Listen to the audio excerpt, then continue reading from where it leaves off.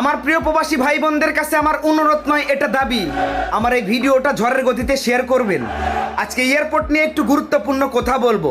আমাদের এয়ারপোর্টের নাম হযরত শাহজালাল বিমানবন্দর। এটা কে রেখেছে? এই নাম কেটে দিয়ে চোর বাটপার চিটার আন্তর্জাতিক বিমানবন্দরের নামকরণ করা হোক।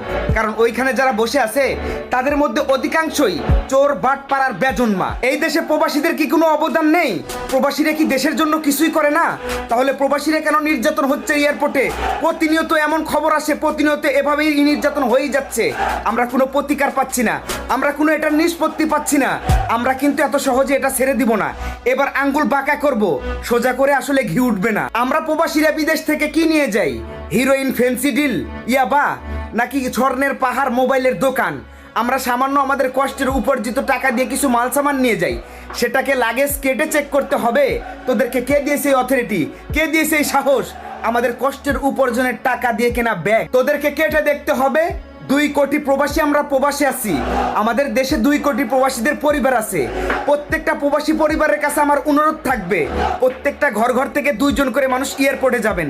এয়ারপোর্টে যত পুরোনো কর্মচারী আছি